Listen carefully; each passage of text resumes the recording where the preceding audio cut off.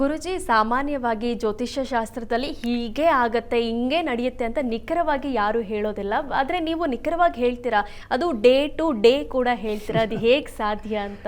ಅದೇ ಸತ್ಯಮ್ಮ, ಇದು ತುಂಬಾ ಒಳ್ಳೆ ಕ್ವಶನ್ ಕೇಳಿದೆ. ಯಾಕಂದರೆ ಇಲ್ಲಿ ನಾವು ಯಾವುದೇ ಒಂದು ಪ್ರಿಡಿಕ್ಷನ್ ಹೇಳಬೇಕಾದಾಗ ಸುಮ್ಮನೆ ಹೇಳಲ್ಲ, ಅದನ್ನು ಒಂದು ಇತಿಹಾಸದಲ್ಲಿರುವಂಥ ಎಕ್ಸಾಂಪಲ್ ಕೊಟ್ಟು ಅದಕ್ಕೆ ಹೋಲಿಸಿರ್ತೀವಿ, ಅದೇ ಪ್ರಮಾಣಕ್ಕೆ ಇದಾಗತ್ತೆ ಅಂತ ಹೇಳ್ತೀವಿ. ಅದಲ್ಲದೆ ನಾವು ಕೊಟ್ಟಂಥ ಎಷ್ಟೋ ಒಂದು ಜಗತ್ತಿಗೆ ಒಂದು ಕ್ವಶನ್ ಮಾರ್ಕ್ ಆಗಿರುವಂಥದ್ದು, ಗೊಂದಲಿಸುವಂತಹ ಇವೆಂಟ್ಗಳನ್ನ ತಗೊಂಡು ಆ ಡೇಟ್ ಕೂಡ ಅಕ್ಯುರೇಟಾಗಿ ಹಿಂದೆ ಹೇಳಿರುವಂಥ ಸುಮಾರು ಡೇಟ್ಗಳು ಅಕ್ಯುರೇಸಿ ತೋರಿಸಿದ್ದಾವೆ. ಸೊ ಈಗಲೂ ಕೂಡ ಅವು ಎಕ್ಯುರೇಸಿ ತೋರಿಸ್ತಾ ಇದ್ದಾವೆ. ಇದೇನೆಂದರೆ ಬಿಯಾಂಡ್ ಅಸ್ಟ್ರಾಲಜಿಗಿಂತ ಬಿಟ್ಟು ಒಂದು ಹೆಜ್ಜೆ ಮುಂದೆ ಹೋದಾಗಲಿ ಮಾತ್ರ ನಿಮಗೆ ಈ ಥರವಾದ ಸನ್ನಿವೇಶವು ಕಣ್ಣಿಗೆ ಬರುತ್ತೆ. ಯಾಕಂದರೆ ಜ್ಯೋತಿಷಾಸ್ತ್ರದಲ್ಲಿ ನಮಗೆಲ್ಲವೂ ಸಿಗಲ್ಲ. ಯಾಕಂದರೆ ನಾನು ಜ್ಯೋತಿಷಾಸ್ತ್ರನ ಅಧ್ಯಯನ ಮಾಡಿ ಕೆಲವೊಂದು ನನ್ನದೇ ಸಮಸ್ಯೆಗೆ ನಾನು ಪರಿಹಾರ ಕಂಡುಕೊಳ್ಳದೇ ಇದ್ದಾಗ ನಾನು ಇದ್ರ ಬಿಟ್ಟು ಏನು ಇರ್ಬೋದು ಅಂತ ಅನ್ವೇಷಣೆ ಮಾಡ್ಕೊಂಡು ಹೊರಟಾಗ ನನಗೆ ಸಿಕ್ಕಿದ್ದೆ ಅಲ್ಲಿ ಒಂದು ಬೇರೆ ಪ್ರಪಂಚನೇ ಓಪನ್ ಆಯಿತು. ಆ ಪ್ರಪಂಚದ ದಿವ್ಯ ಜ್ಞಾನದಿಂದನೇ ಈ ಬ್ರಹ್ಮಾಂಡ ನಡೀತಿರೋಂಥ ಆಗು ಹೋಗುಗಳನ್ನು ನೋಡೋ ಶಕ್ತಿ ಭಗವಂತನ ಕಳಿಸಿರೋದು.